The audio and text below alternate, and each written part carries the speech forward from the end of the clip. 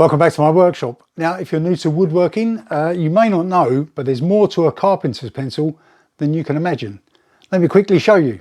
Right, so what are we talking about? We're talking about this kind of carpenter's pencil, which is a traditional pencil. It's flat and it's pretty square. Okay. Now, why use one of those? You could use a normal pencil, which are ideal for normal marking out. You can use a propelling pencil, which is great for fine lines. Or if you want to do even finer lines, you can use some sort of scribe. Now these are obviously used for doing dovetails, etc. But if you're doing general carpentry work, you could use one of these or one of these. Okay, now this is a modern equivalent of this, but for the price of one of these, you could buy that. And because you can sharpen these both ends like this, it's equivalent to that. So you make your choice.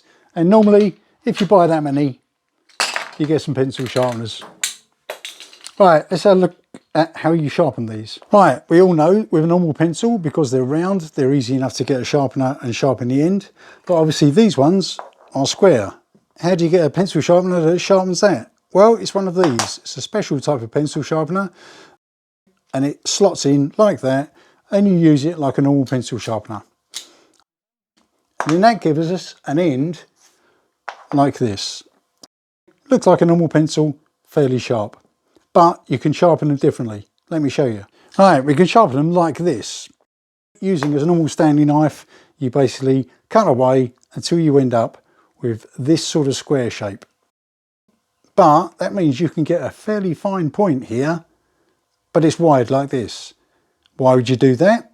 Let me show you. Right, so with a very fine point like this, what you can do is if you're doing marking out, you can do a very fine line. That's probably equivalent to using a normal pencil like this. But also, if you turn it this way, you can get a broader stroke. Why would you use that? Right, so here's a bit of paving slab. It could quite easily be a brick, but sometimes you want to make a big mark because you might be using an angle grinder. I've just done that a couple of times. Now, if I did that with a normal pencil, look, it's blunt already, but this one is still good to go.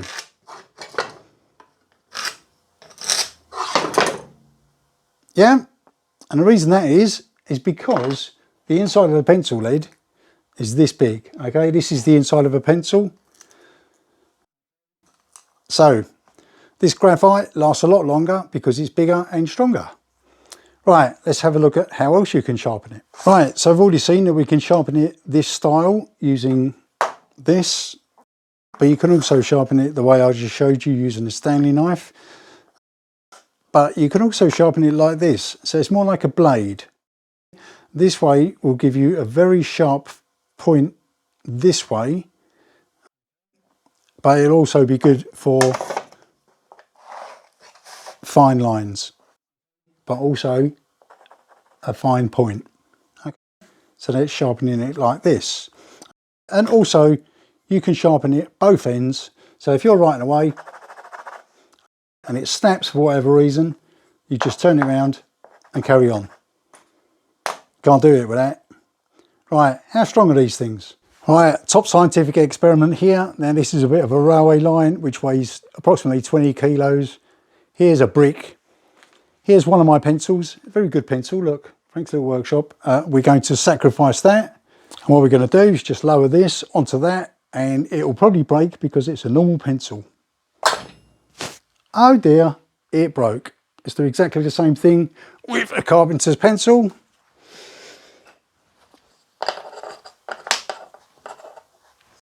Standard carpenter's pencil, lower it down. That didn't break. Right, that is stronger than this. Right, so if you look at these are all the same carpenter's pencils, okay? They're different colours and different paints, and these ones from Aldi's, and oh, this one, look at this. That's a good one. but they should all have something in common. Now the thing in common is the fact that they should be about 1/2 inch wide, 0.5 of an inch, and about 1/4 of an inch thick, 0.249. 1/4 of an inch, 1/2 inch. So you can use it to measure stuff. What would you use to measure? Right, so what can you use to measure? Right, if you're making something and it's got slats like this, that's 1/4 of an inch that way. Oh look, again, 1/4 of an inch. 1/4 of an inch. 1/4 of an inch. All equally spaced. That can save you a lot of time. What else? Marking out, you know that this is 1/2 inch wide, so that means that this point in the middle here is going to be at 1/4 of an inch. So if you put it on the edge, arc along, that is 1/4 of an inch from that point there to the base. Also, if you turn it on its side and go flat, that becomes half of that, which is 1/8 of an inch. So you've now got two lines, one at 1/4 of an inch, one at 1/8 of an inch. Ideal if you're marking out edges. Right, and one last thing, normal pencil, if it's round, you're working on a roof or something like that, you put your pencil down and it's going to disappear. If you're using a Carpenter's pencil, it ain't going anywhere. Anyway, I could go on all day. Thank you very much. I'll see you later.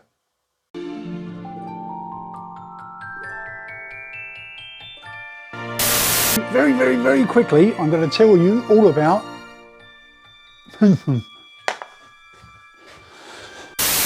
what do you use these for? Well, mainly, bonus tip, for the price of one of these modern ones, you can get that many. Thanks for watching. Bye.